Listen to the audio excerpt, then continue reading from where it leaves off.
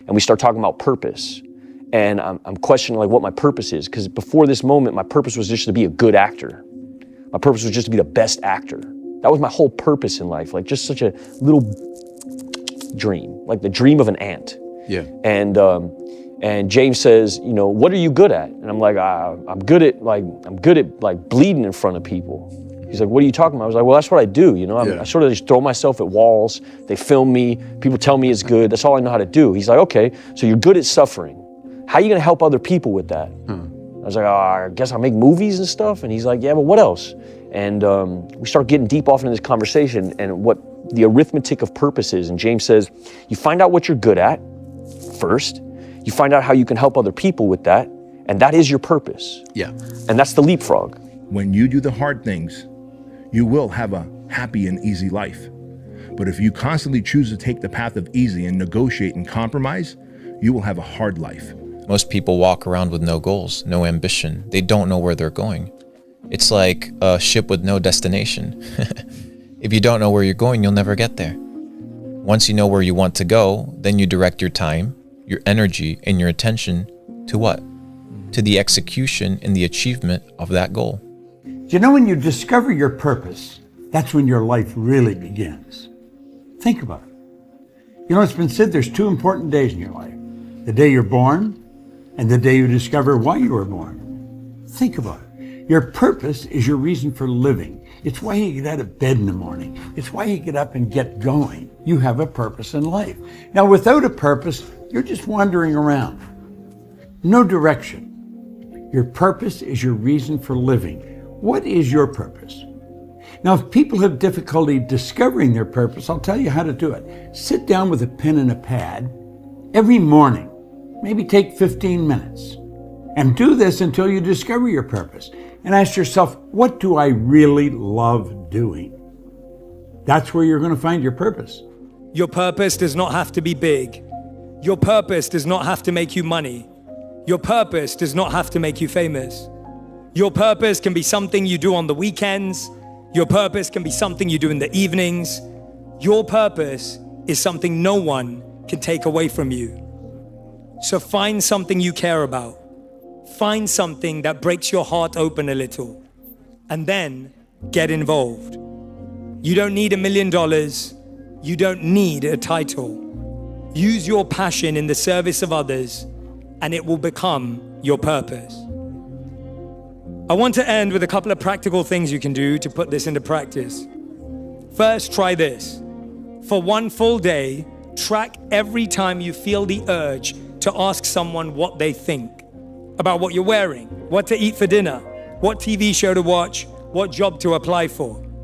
Write it all down. Who you wanted to ask, what decision you were avoiding, what answer you were hoping for. And then for 7 days, go on an opinion fast. No asking, no polling the group chat, no crowdsourcing your direction.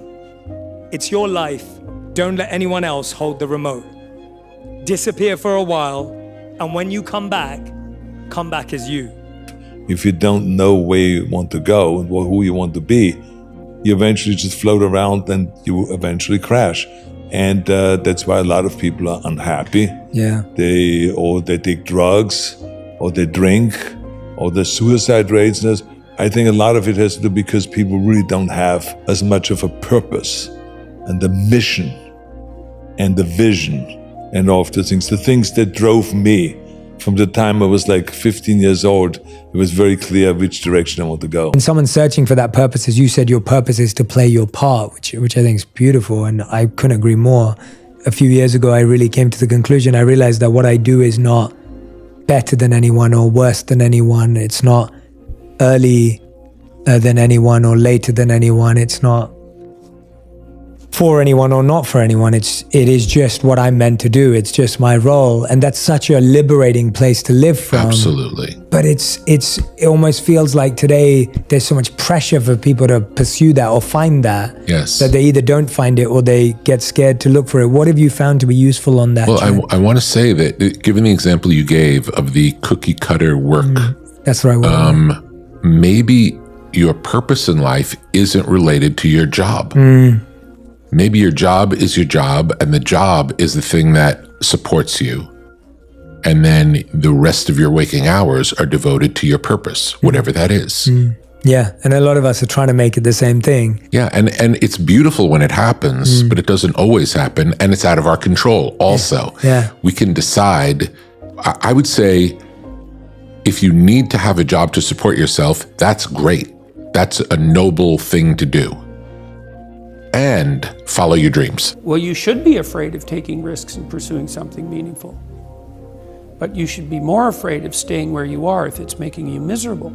It's like the first thing you want to do is dispense with the idea that you get to have any permanent security outside of your ability to contend and adapt. It's the same issue with children.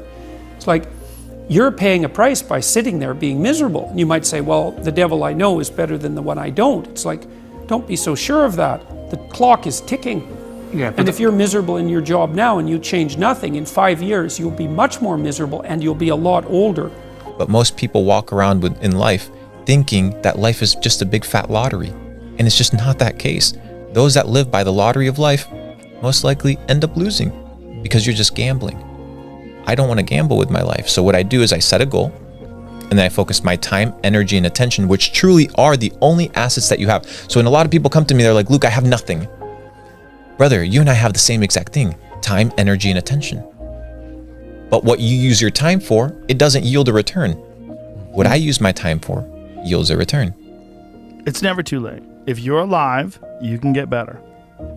If you're alive right now, you can improve your condition. You can improve your situation, and it starts with improving the way you think. That's the most important thing. The way you think of things, the way you think of things, the way you address things, you've got to change that.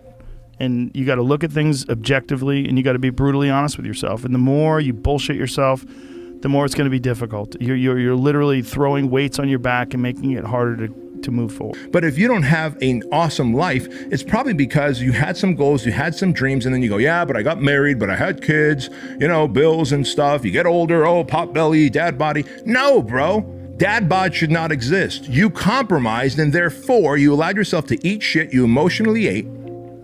You stopped working out. You prioritized TV or fake busy work, not good work, not productive work, fake busy work. Go after your dreams, right? Go after it. And, I never compromised that. I never allowed anybody to tell me what I was capable of accomplishing. I never let anybody tell me that I can't do, right? I went after it. I put all my eggs in one basket, and hopefully they have that same mentality. If you want to accomplish something or, do something that a lot of people think is difficult to accomplish, you have to put all your eggs in one basket, and there's no compromise with that.